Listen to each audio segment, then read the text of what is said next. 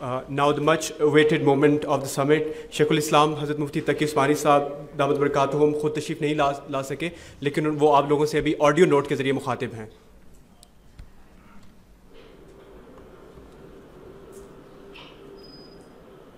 مولانا عبدان خاکر خیل صاحب، السلام علیکم ورحمۃ اللہ تعالی وبرکاتہ. آپ کے فرمائش کے مطابق میں یہ پیغام ریکارڈ کر کے بھیج رہا ہوں. الحمدللہ رب العالمین والصلاة والسلام علی سیدنا و مولانا محمد خاتم النبیین وعلی آلہ و اصحابہ اجمعین وعلی کل من تبعہم بإحسان الی یوم الدین. میں سب سے پہلے تو اللہ تعالیٰ کا شکر ادا کرنے کے بعد البرہان کی تیز رفتار کامیابی پر مولانا عدنان کاکا خیل صاحب کو ہدیہ تبریک پیش کرتا ہوں اور دعا کرتا ہوں کہ اللہ تبارک و تعالی ان کے کام میں برکت، صدق اور اخلاص اور زیادہ سے زیادہ نافعیت پیدا فرمائے. اس کے بعد میں ان حضرات کو مبارکباد دیتا ہوں جو البرہان کے زیر انتظام تعلیم و تربیت کے ایک کورس سے گزرے ہیں، اور مجھے یہ معلوم ہوا ہے کہ الحمدللہ ان حضرات کے لیے یہ کورس بہت مفید اور نافع ثابت ہوا. اللہ تبارک و تعالی ان کو اپنی زندگی میں اس کورس کے فوائد کھلی آنکھوں دیکھنے کی توفیق عطا فرمائے.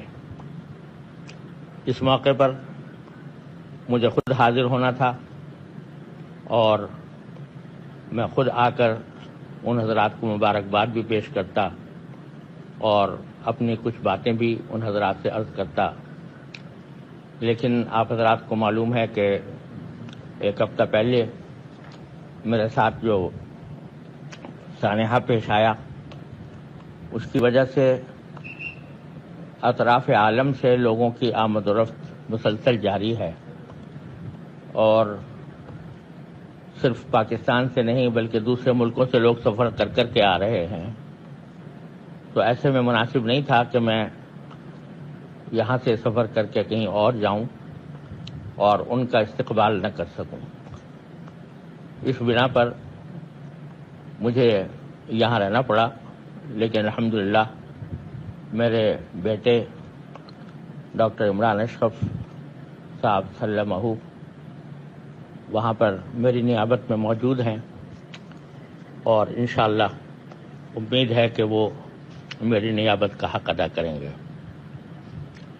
اس موقع پر میں ایک مختصر بات یہ عرض کرنا چاہتا ہوں کہ آپ نے جن حضرات نے اس کورس میں شرکت کی ہے، انہوں نے علم کی طرف ایک قدم بڑھایا ہے، اور اللہ تبارک و تعالی نے وہ جو شخص دین کے علم سے متعلق کوئی بھی قدم اٹھاتا ہے اس کے اوپر بڑی فضیلتیں قرآن و حدیث میں بیان فرمائی ہیں، اور وہ اتنے فضائل ہیں کہ ان کو مختصر وقت میں بیان بھی نہیں کیا جا سکتا. لیکن میں اس موقع پر یہ عرض کرنا چاہتا ہوں کہ اس بات پر ہم سب کا ایمان ہے کہ ہمیں اللہ تبارک و تعالی نے پیدا کیا، یہ کائنات بھی اس نے بنائی. تو جب ہم اس کائنات میں پیدا ہوتے ہیں اور یہاں آتے ہیں تو ہمیں زندگی گزارنے کے لیے علم کی ضرورت ہوتی ہے. اپنے زندگی کے ہر مرحلے پر ہمیں کسی نہ کسی علم کی ضرورت ہے، اور یہی وہ چیز ہے جو انسان کو جانوروں سے اور دوسرے حیوانات سے ممتاز کرتی ہے. اور جب حضرت آدم علیہ السلام کو اللہ تبارک و تعالی نے دنیا میں بھیجا تو قرآن کریم میں ہے کہ علم آدم الاسماء کلھا، اللہ تعالیٰ نے آدم علیہ السلام کو تمام چیزوں کا علم عطا کیا. تو اس لیے کہ بغیر اس کے ایک انسان کی حیثیت میں بندہ زندگی کو نہیں گزار سکتا. اب یہ علم حاصل کرنے کے اللہ تبارک و تعالی نے مختلف ذرائع ہمیں عطا فرمائے. کچھ چیزیں ایسی ہیں کہ جن کا علم ہمیں اپنے ظاہری حواس سے ہوتا ہے. آنکھ سے دیکھ کر کسی چیز کا علم حاصل ہوتا ہے، کان سے سن کر کسی چیز کا علم حاصل ہوتا ہے، ناک سے سونگھ کر کسی چیز کا علم حاصل ہوتا ہے، ہاتھ سے چھو کر کسی چیز کا علم حاصل ہوتا ہے. تو سب سے پہلا علم کا ذریعہ اللہ تبارک و تعالی نے ہمارے یہ حواس بنائے ہیں. دیکھنا، سننا، سونگنا، چھونا، یہ سارے حواس کے ذریعے ہمیں علم حاصل ہوتے ہیں. لیکن حواس کے ذریعے جو علم حاصل ہوتا ہے وہ ایک مخصوص دائرے میں ہے اور اسی دائرے کی حد تک وہ محدود رہتا ہے. ایک مرحلہ ایسا آتا ہے کہ جہاں ہمارے حواس مکمل علم عطا نہیں کر پاتے، بلکہ ہمیں اس موقع پر حواس ناکارہ نظر آتے ہیں. اس موقع پر اللہ تبارک و تعالی نے ہمیں علم عطا کرنے کے لیے ایک اور چیز عطا فرمائی ہے، اور وہ ہے عقل. تو جو چیزیں ہمیں حواس سے محسوس نہیں ہو سکتی، آنکھ سے دیکھ کر نظر نہیں آتی، کان سے سن کر ہم اس کا علم حاصل نہیں کر سکتے، اور ہاتھ سے چھو کر بھی ہم اس کا علم حاصل نہیں کر سکتے، اس موقع پر اللہ تبارک و تعالی نے ہمیں عقل عطا فرمائی ہے کہ وہ یہ فیصلہ کرے کہ وہ علم ہمیں عطا کرتی ہے. مثال کے طور پر کوئی بھی چیز آپ لے لیں، تو مثلا یہ قلم ہے، تو یہ قلم میرے سامنے ہے اور میں آنکھوں سے دیکھ کر یہ محسوس کر سکتا ہوں کہ یہ قلم ہے، اور اپنے ہاتھ سے چھو کر میں یہ پتہ لگا سکتا ہوں کہ اس قلم یہ کس میٹل سے بنا ہوا ہے، اس کا میں ہاتھ سے چھو کر بھی علم حاصل کر سکتا ہوں.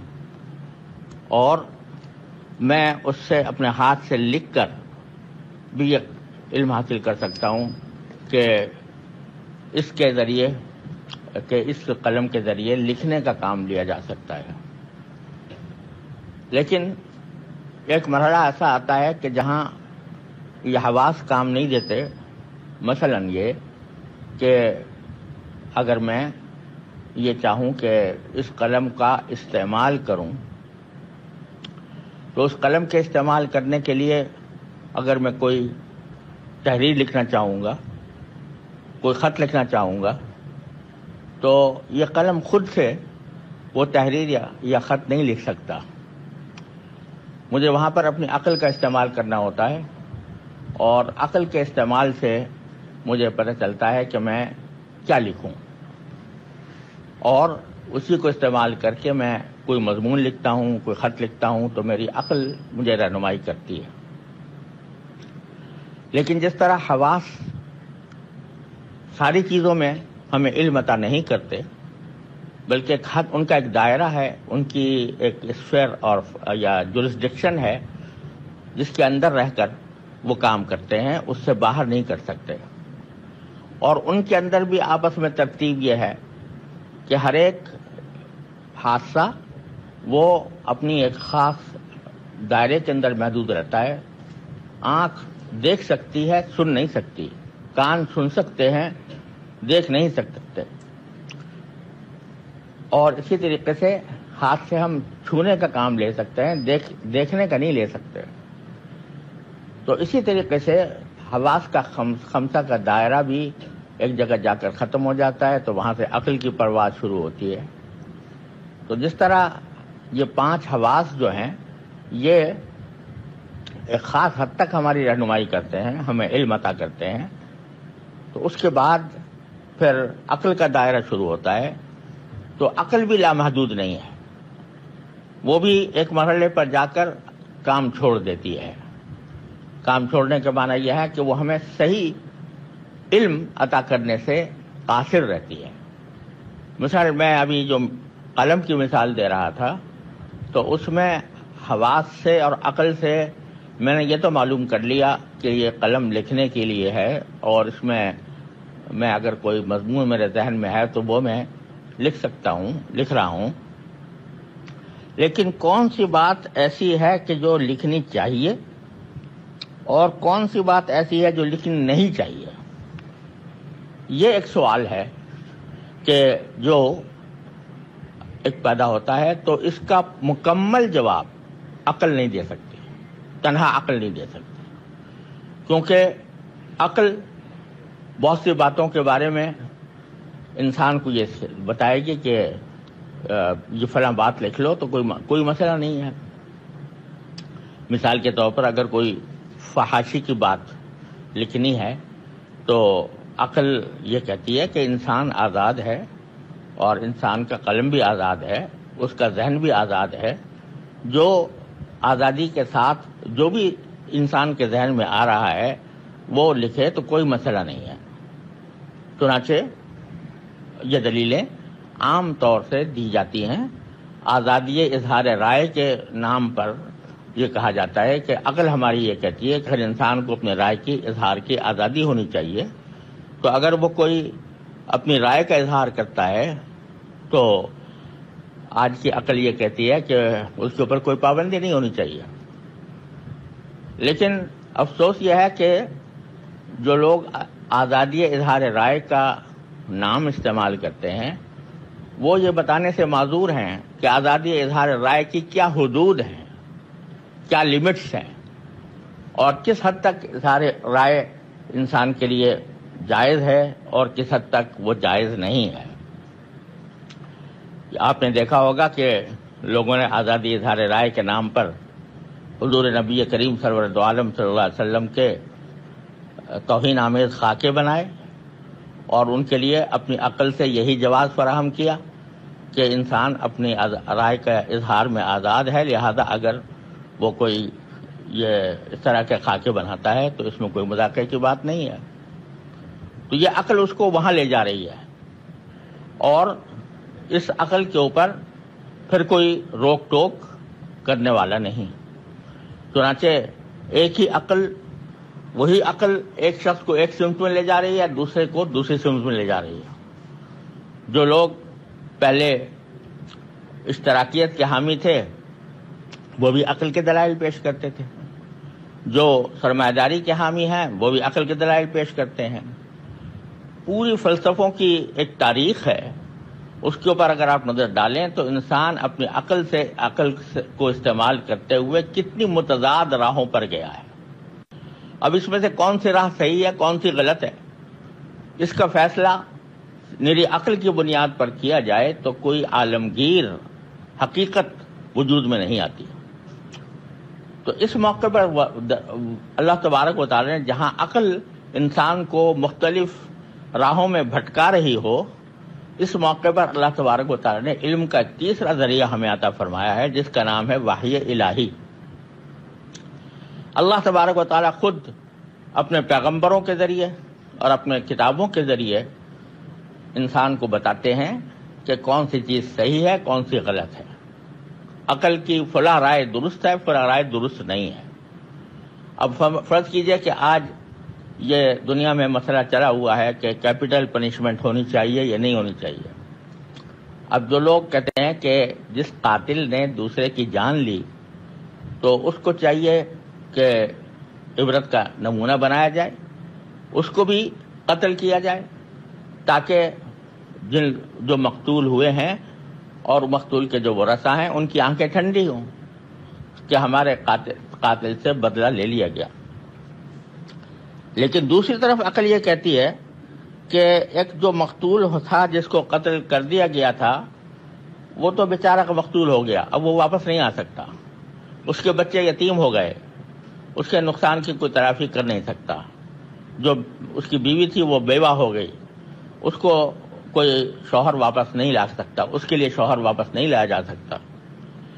ایک آدمی کے ساتھ تو یہ بات ہو گئی، اب جو مجرم ہے اگر اس کو قتل کر دیا جائے تو بے شک اس کے جرم کی تو ایک طرح سے سزا مل گئی، لیکن اس کے بچوں نے کیا قصور کیا ہے، اس کی بیوی نے کیا قصور کیا ہے، کہ اس کو بھی اسی طرح بیوہ کیا جائے جس طرح کہ مقتول کی بیوی بیوہ ہوئی تھی، ان کے بچوں کو اسی طرح یتیم کیا جائے کہ جس طرح مقتول کے بچے یتیم ہوئے تھے. تو لہذا کیپٹل پنشمنٹ نہیں ہونی چاہیے تاکہ وہ دوبارہ اس کا خاندان اس پریشانی میں مبتلا نہ ہو. یہ بھی ایک عقلی دلیل ہے. اب دونوں عقلی دلیلیں ایک ساتھ پیش کی جا رہی ہیں، دنیا میں اس کے اوپر بحثیں ہو رہی ہیں اور دونوں متضاد راہوں پر لے جا رہی ہیں. یہ وہ مرحلہ ہے جہاں اللہ تبارک و تعالیٰ کی وحی کی ضرورت ہوتی ہے. وحی آتی ہے تو وہ انسان کو بتاتی ہے کہ لقد کان لکم فی القصاص حیات یا اولی الالباب، کہ قصاص لینے میں تمہارے لیے زندگی ہے اے عقل والو، یا اولی الالباب، عقل والو. جو صرف عقل کے تیر چلا رہے ہو، تمہیں مختلف راہیں نظر آئیں گی عقل کے ذریعے، لیکن حقیقت وہ ہے جو ہم بتا رہے ہیں کہ قصاص لینے میں ہی زندگی ہے تمہارے لیے. تو یہاں وہی آ کر ہماری رہنمائی کرتی ہے. تو اسلام یا دین در حقیقت وہی کا نمائندہ ہے، اور وہ انسان کو زندگی کے مختلف شعبوں میں جو بتاتا ہے کہ اس کو کون سا طریقہ اختیار کرنا چاہیے، کون سا اختیار نہیں کرنا چاہیے. اور اس کے لیے اللہ تبارک و تعالی نے دین کا ایک بہت بڑا علم پیدا فرمایا ہے جو وحی پر مبنی ہے. وہ قرآن ہے، قرآن کریم ہے، اور نبی کریم صلی اللہ علیہ وسلم کی سنت مطہرہ ہے. اس کے ذریعے ہمیں اس جگہ پر رہنمائی ملتی ہے جہاں ہماری عقل یا تو کام نہیں کر رہی ہوتی یا ہمیں غلط سگنل دے رہی ہوتی ہے. تو اس موقع پر اللہ تعالیٰ یہ وحی نازل فرماتے ہیں. اب انسان کا کام یہ ہے کہ اس وحی کے احکام کو پوری طرح جانے، اور اس کے لیے بھی اللہ تبارک و تعالیٰ نے دو حصے رکھے ہیں کہ ایک حصہ جو ہے وحی کے احکام کو سمجھنے کا اور جاننے کا، وہ فرض عین ہے. یعنی ہر انسان کے ذمے فرض ہے کہ وہ اس حد تک علم حاصل کرے، جس کا مطلب یہ ہے کہ انسان کی اپنی زندگی گزارنے کے لیے جتنے علم کی ضرورت ہوتی ہے، جس سے پتہ چلے کہ کون سی چیز حلال ہے، کون سی حرام ہے، ہمیں عبادات کس طرح انجام دینے چاہیے، معاملات کیسے کرنے چاہیے، ہماری معاشرت کیسی ہونی چاہیے، ہمارے اخلاق کیسے ہونے چاہیے، یہ ساری باتیں اللہ تبارک و تعالی نے بیان فرمائی ہیں. تو یہ بنیادی باتوں کا علم ہر انسان کے ذمہ فرض عین ہے، چاہے وہ مرد ہو یا عورت ہو. البتہ اس علم کے پھر آگے تفصیلات ہیں، اس کے مختلف سورسز ہیں جن سے کہ شریعت کے احکام معلوم ہوتے ہیں. ان کی تفصیل جاننا ہر ایک انسان کا فرض کے اوپر فرض عین نہیں ہے. البتہ وہ فرض کفایہ ہے. یعنی اگر معاشرے کے اندر اور اپنے ماحول کے اندر کچھ لوگ ایسے ہیں جو پورا علم حاصل کر چکے ہیں یا کر رہے ہیں، یا تو وہ دوسرے لوگوں کی طرف سے فرض کفایہ ادا کر دیتے ہیں، پھر دوسروں کے ذمے اس کا حاصل کرنا ضروری نہیں رہتا. لیکن فرض عین جتنی چیزیں ہیں ان کا علم ہر انسان کو ہونا چاہیے، چاہے وہ کسی بھی شعبے زندگی سے تعلق رکھتا ہو، چاہے وہ ڈاکٹر ہو، چاہے وہ انجینئر ہو، چاہے وہ کسی جگہ ملازمت کر رہا ہو، چاہے وہ اکاؤنٹنٹ ہو، چاہے وہ لائر ہو، جس فیلڈ کے اندر بھی وہ کام کر رہا ہو، اس فیلڈ سے متعلق جتنے ضروری احکام ہیں اللہ تعالیٰ کے عطا کردہ جو وحی کے ذریعے ہم تک پہنچے ہیں، ان کا علم حاصل کرنا ہر انسان کے ذمہ فرض عین ہے. تو مجھے خوشی ہے کہ البرہان کے ذریعے ایک بڑی خدمت یہ انجام دی جا رہی ہے کہ ہر شعبہ زندگی سے تعلق رکھنے والے حضرات کو دین کا فرض عین حصہ پڑھایا جا رہا ہے، اور اس کے اندر لوگ تیار ہو رہے ہیں. اور یہ بہت بڑی ایک عظیم خدمت ہے کہ لوگوں کو ان کے فرض عین کی طرف متوجہ کرایا جائے. اور مجھے امید ہے کہ انشاءاللہ تعالی اس طرح ہمارے معاشرے کے اندر رفتہ رفتہ ایسے لوگ کثرت سے پیدا ہوں گے جو دین کی بنیادی حقائق سے پوری طرح باخبر ہوں گے. اور پھر ان میں سے وہ بھی ہو سکتے ہیں کہ جو اپنے اس علم کو اور آگے بڑھائیں، اور شاید مولانا عدنان کاکا خیل صاحب کے ذہن میں اس کا بھی تصور ہے، اور وہ انشاءاللہ اس ادارے کے ذریعے یہ خدمت انجام دیں گے۔ اللہ تبارک و تعالیٰ سے میں دعا کرتا ہوں کہ اللہ تبارک و تعالیٰ ان خدمات کو اپنی بارگاہ میں شرف قبول عطا فرمائے، اور ان کو ترقی عطا فرمائے، اور ہر طرح کے شر سے اور فتنے سے ان کی حفاظت فرمائے، اور اللہ تبارک و تعالیٰ ان کی ان خدمات کو اپنی بارگاہ میں شرف قبول عطا فرمائے۔ میں ان الفاظ کے ساتھ اپنے خیالات کو، اپنے اظہار رائے کو ختم کرتا ہوں۔ اللہ تبارک و تعالیٰ اس کا فائدہ مجھے بھی اور آپ کو بھی پہنچائے۔ وآخر دعوانا ان الحمد للہ رب العالمین، والسلام علیکم ورحمۃ اللہ تعالی وبرکاتہ۔